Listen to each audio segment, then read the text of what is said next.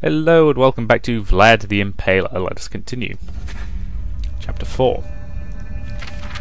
You descend the cramped staircase below the city streets. At the bottom, you are faced with a heavily armoured man in a dark hood. If you're right, everything you've witnessed so far is to be believed, then the answers you need are on the other side of the gate that this man is guarding. If you are wrong, then he will certainly kill you. Gambling with your life, you reach around your neck and produce the silver amulet of the cross and dragon. The man nods, and then opens the gate for you to pass within. As you plunge deeper beneath the city, you breathe in relief. Your plan has worked. He thinks you're a knight from the Order of the Dragon, but all of your bravado fails as you enter their secret sanctum. Hooded men and women kneel in rows, murmuring twisted prayers to the silver dragon crosses in their hands. On the walls hang bodies, mutilated in ritualistic ways, with symbols painted in their own blood. Symbols that you have seen all across your encounters in the city. Symbols from the exorcist's stock ring.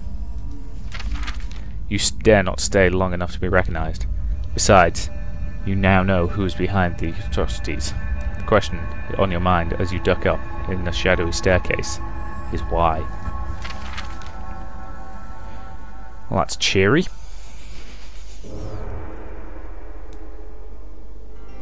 Yeah, so I appear to be able to turn 10 out of 15. No idea if, sorry, itchy lip. I've got a feeling that turn 15 is going to be the end of this game, which would make it really, really short. It's night when you emerge from black waters of Port Istanbul, scaling the anchor chain of the dread ship in silence. You can hear the soft whimpering and crying of people coming from deep within the hold. When you reach the deck of the vessel, you slip over the side. Your first act is to slice open the throat of the starboard guard. He gurgles his last breath beneath the hand you have clasped over his mouth. You look up at the red sails, battered down in the still midnight air. As you quietly drag the guard behind some crates, you have successfully infiltrated the ship of the damned. Free the prisoners. You stealthily descend into the hold. There, your eyes are met with the spectacle of sadism. 100 people of all races and ages are manacled to the walls via an intricate system of chains and pulleys. They scream and cry as a number of Istanbul's more sadistic nobility carry out their most depraved fantasies of cruelty and torture. A number of guards in red sashes watch on with whips and cudgels, just in case any of the slaves get out of line. You notice a young Istanbul just been taken out of the cage and lined up to the chain. Just behind her, a fat European-looking man waits with raw anticipation and a hot branding iron. Your path is clear. The guards need to go first. With cunning speed, you kill the first two before anyone seems to be the wiser. The third puts up a fight, but he's only armed for beating prisoners, whereas you are armed for killing men.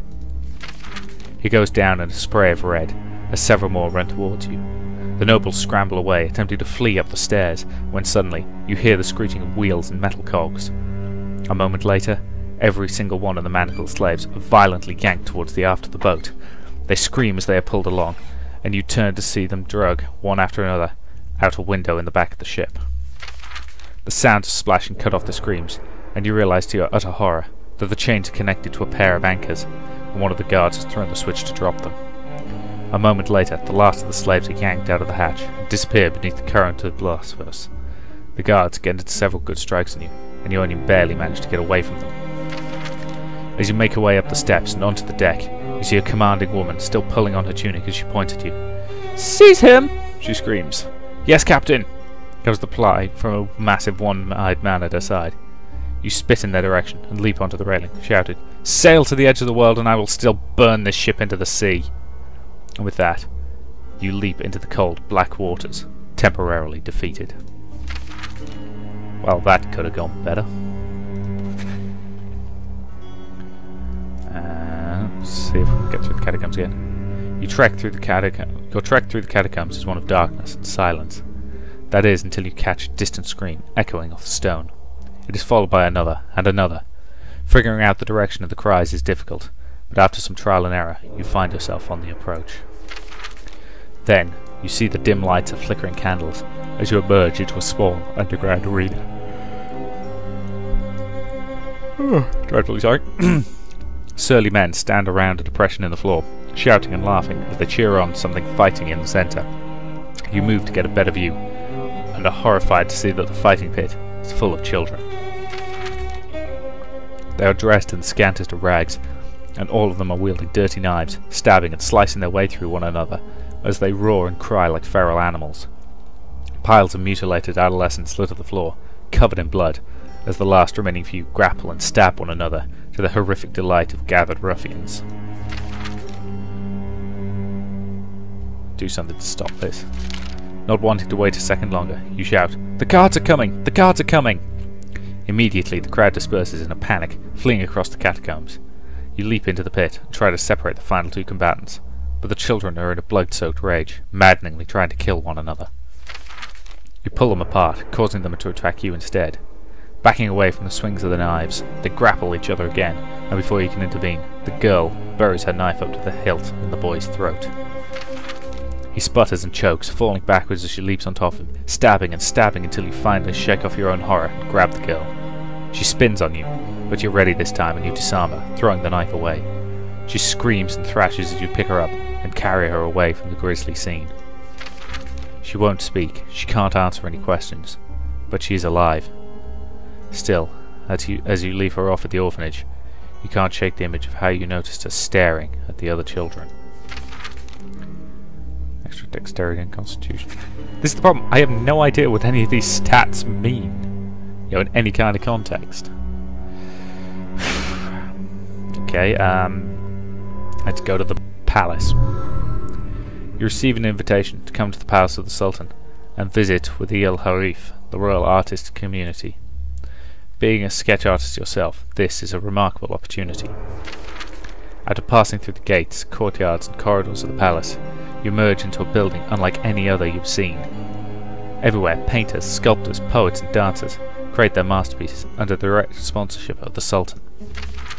At last, you are introduced to a man named Azim, who is the head of the Harif. "Welcome, my friend," he says. "I have heard through my means that you are trying to discover the truth about the curse that has befallen Istanbul. As such, there is a question I would like to ask you." "Please, ask it," you reply. Azim says, "Why would a foreigner such as yourself wish to save our city?" "Because people deserve to live free of wickedness, no matter where they are from." Azim nods and says, "I was hoping to hear you say that. Follow me." You follow Azim to one of the towers of the artist's building. When he opens the door, you witness a grisly scene. An artist has killed himself, using his own blood to paint the last few strokes of an enormous painting. "What happened here?" you ask. Azim replies, "Yusuf was brilliant, but when the killings began in the city, he changed. His mind grew sick. Then some weeks ago, he locked himself in here and commenced on this." I know what's going on. Not Nurgle, Slanesh. This is definitely due to Slanesh. You look up at the painting on the wall. It is both brilliant and frightening at the same time. A castle high on a mountain, with dark clouds raining blood across the surrounding lands, and wolfmen and other monsters emerging from the shadowy corners of the painting. "You think it's an omen?" you ask. "I think that you are more of an expert than I," Azim replies. You look down at the bloody artist lying against the wall beneath his masterwork. Clearly he was moved by something. Okay, and that's the end of chapter 4. Yes, I seem to get 3 moves per chapter. Okay. I still have no idea what these relate to in any way. I mean, did those affect, how... would I have been able to save some of those slaves if I had higher strength or something, or what? I have no idea. Your weapon clangs sharply against the sword of the bearded knight. A shingle gives way under your foot, and you barely manage to adjust your weight before you slide off the roof to certain death. The knight presses his attack, and you're forced backwards along the dome at the Hagia Sophia Mosque. Your name will be added to the list of the judged, shouts the knight. You will join your heathen brothers and sisters, impaled on pikes of hell. And your sultan will at last feel the fires of the master he serves. With that, you duck a swing of his sword and spin to strike him hard against the ribcage. The armour under his cloak keeps him from being hurt, but the force of the blow sends him careening off the roof. With a frightened scream, he plummets down to the street below, his armoured body skewering itself on the spikes of the mosque's fence. As you look down on his broken body, quickly soaking to red, you realise what his final words portend. They are going to assassinate the Sultan.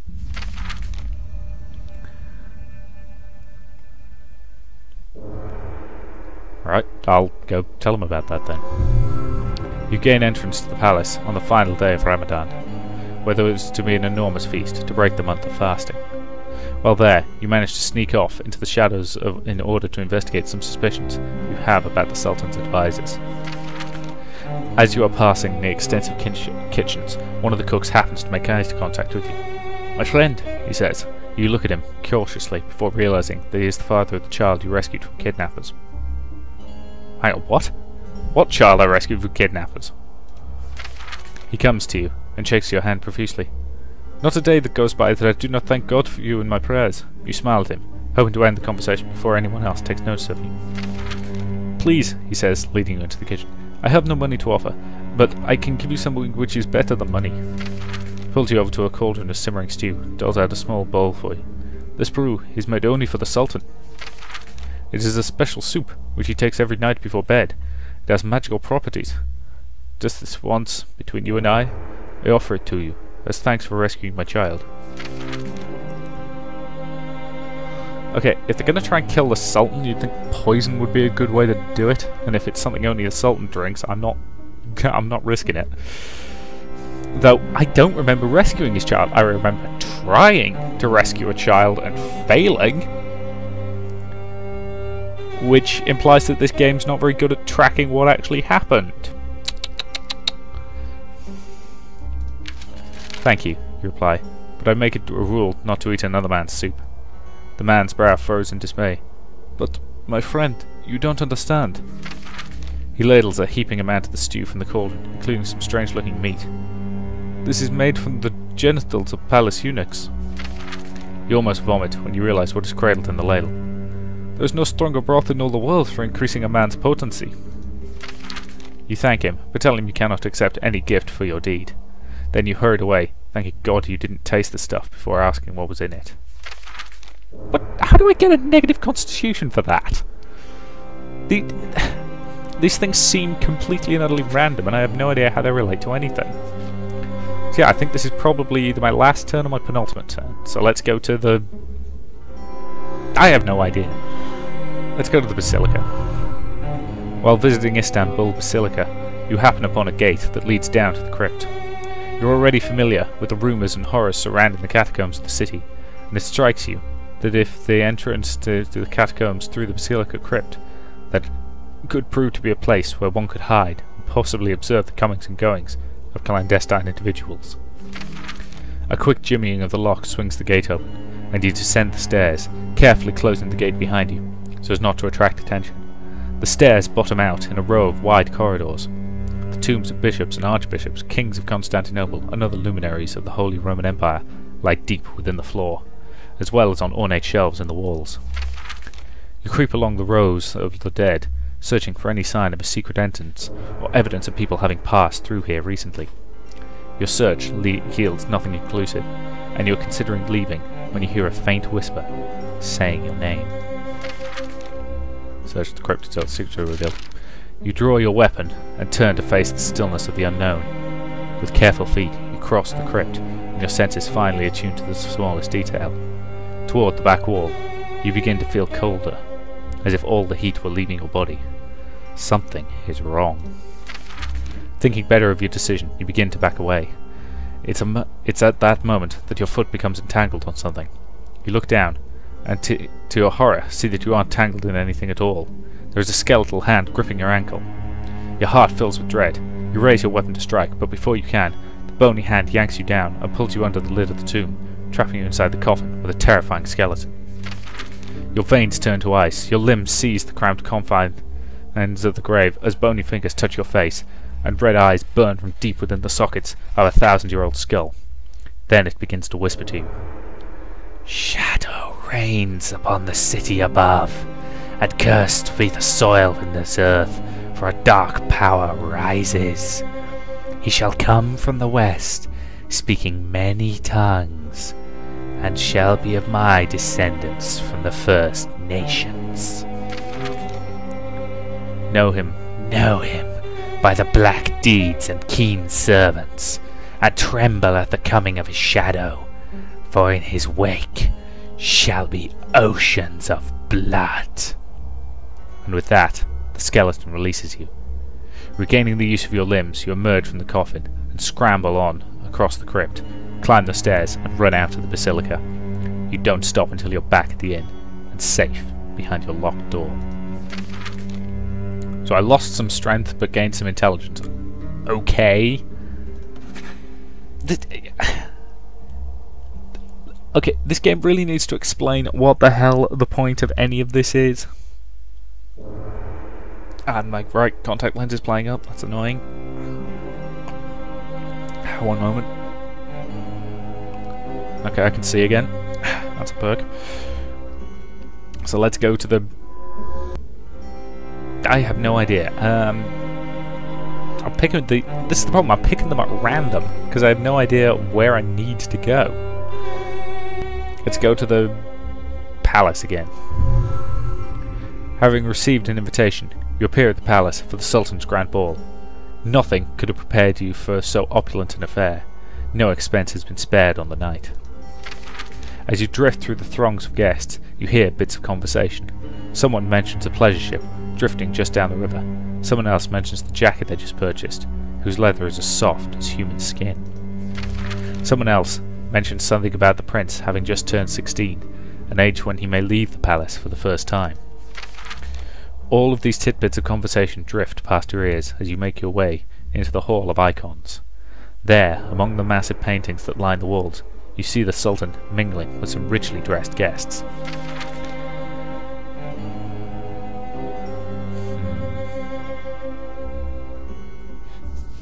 Well, we know the Knight of the Dragon are planning to kill the Sultan. So let's try and warn him. You approach the Sultan, getting the okay from your steward to speak. You introduce yourself and thank the Sultan for the invitation. He nods to you and asks what brings you to Istanbul. You tell him that you are there to discover the reason behind all the disappearances and killings in order to save the people of the city from darkness. The Sultan nods and says, Your dedication to others is admirable, but your investigation is unnecessary. Meet my Grand Vizier, Suleiman. You turn to find an imposing man in rich robes as the Sultan continues. I have charged Suleiman with rooting out the elements beyond the strife in my city and bringing them to justice. Your own involvement in these matters will only be a hindrance to him and his men. Thank you for your concern, but you must leave these matters to the proper authorities. You start to reply, but the Sultan is already being led away by his steward to speak to someone else. Vizier Suleiman raises his glass to you in sinister fashion and turns away as well. Okay, so... right. What does any of this mean, game? Chapter 6. Sultan Mehmed II is just sitting down into the water of the palace's grand bath when one of the maidens attending him loops a length of silver cord around his throat. You leap from behind the tapestry where you are hiding and slice the assassin's head off in one stroke. The Sultan gasps for air as he splashes away, the other royal bathers screaming in horror as the deadly woman's body pitches forward, fountaining blood into the pristine water. What is the meaning of all this? The Sultan cries. You lean over and pick up the woman's head, turning around to show a tattoo on the back of her neck. They call her Izumich. It means dragon in Romanian. The Sultan's face turns from red to white as he sees the symbol of the many-headed dragon on her neck. He then fishes the assassin's cord out of the water to find a silver dragon cross, dangling from the end of it. The Order of the Dragon. Yes, Your Majesty, you reply. They are the force behind the bloodshed in Istanbul. I have learned through my investigation that they have been waging a bloody inquisition across your city, torturing and killing anyone they perceive to be evil, and in doing so, they have descended into a darkness greater than that they sought to purge. The Sultan looks up at you. The Order of the Dragon does not move without the command of their secret master. You nod, placing the severed head onto a silver plate. And whoever that master is would have the weight of all this bloodshed on his hands. The Sultan gazes up at you. Indeed, becoming the greatest of all monsters, and I know the name of that man, for I have faced him before. He is Vlad Dracul, Prince of Wallachia, known as The Impaler, he replied, finishing the Sultan's sentence. You know of him? He nods sadly. He is the one who asked me to come here, searching for a great evil, same as his knights. The Sultan's Janissary guards finally swarm into the room, and a dozen spears are pointed in your direction. Hold! Shouts the Sultan Mahmed. He is a hero! More than that, a hero with one task left to complete. The Sultan turns back to you. For unless I miss my guess, you are the type of person who finishes what they begin. It's with a heavy head that you nod, because he is right. Oh, well, that's a cheery piece of artwork. The Sultan leaves the room for a moment, stepping into the shadow. He returns carrying an item that he holds with great esteem, and presents it to you. A true hero is talented in many fields, the Sultan states. Take this, and allow its power to guide you. This scimitar, in the language of the world of fire, the key to humanity. No roots can go as far back and be deep as those connected to the fire contained in this blade. So, plus constitution, dexterity, and magic. Okay. Cool, I guess. I mean, I like swords, but, yeah. Journey to the castle. You leave behind a city still in the grip of darkness. Despite all you have done on its streets and in its shadowy corners, there is only one way to truly save it. Your trek across Ottoman country is arduous. By day, bandits hound you as if having specifically been given your name. At night, things crawl out of the shadows with teeth like knives, only to be kept at bay by the circles you draw upon the ground around you. It is harrowing, and you sleep little, but as you climb through the mountainous forests of Transylvania, you at last find the road you once climbed as a friend. And even in the twisting twilight landscape, there are still a few flowers to be seen along the road. You pick the few that catch the last light of the waning sun, but as you round the final bend, Vlad's castle comes into view. You once stayed there as a welcome friend. Now, it seems to stare at you in hunger, as if the very stones were luring you into the gaping mouth of the inner gate. The portcullis crashes down behind you, and as you enter the dead walls, you know for a fact there is now only one way you'll ever leave Castle Dracula, and death is not it. I say some of the artwork in this game it's got a certain style and it does kind of work for it. Okay, so let's go to the antechamber. The front gates to the castle swing wide, as if operated by phantoms. You know that to show any fear would be fatal, so you square your jaw, draw your weapon, and step across the threshold. The main antechamber is dark, but just as your eyes are beginning to adjust, 100 candles flare to life. Cobwebs crisscross the high ceiling, but you can still make out the mural paintings here there, a sweeping depiction of Vlad as a younger man, leading the force of Wallachian soldiers against the vast armies of the Sultan. You remember how much he looked like a saviour in that painting, when sunlight would fill the dome. But now, by flickering candlelight, he appears more like a horseman of the apocalypse. "Who goes there?" comes a voice from the balcony above you. You look up to find a rugged-looking man with a full beard and dark eyes staring down at you. "I've come to see Prince Vlad," you say. "I'm a friend, and I suspect he's been expecting me." The man's mouth twists up into a smile. "He has been expecting you. To die!" The man then leaps over the railing, but when he hits the floor, it is on all fours, and in the shape of an enormous werewolf. With a frightening growl, he charges at you. Dodge him. What was my various I'm going to dodge him. Knowing full well that without silver you don't stand a chance against this beast, you decide on a different tactic. You run directly towards the charging werewolf, readying to swing. Then, just as it leaps into the air, you drop to the floor, sliding under it. The wolf sails over you, landing unharmed on the other side of the room. It spins to come back at you, but you have already regained your feet and are running through the archway that leads deeper into the castle. As you run through, however, you drop a handful of the flowers that you picked on the way up the road. The werewolf slides to an arranged stop right in front of the flowers. He begins to bark madly. He cannot cross, because the flowers are wolfsbane. Now you are free to plunge deeper into the castle. while he will have to circle round by other routes to try and catch up to you. And by that time, you are fully intent on finding something silver. You turn away from the pacing beast and descend into the lower halls. Agility and magic, okay. So I've got pretty good agility, okay. Right, next is the Black Chapel, but I'm not 100% sure how much longer is left, but that to me seems like a reasonable point to end this video. And say thank you very much for watching, and I'll see you in the next part.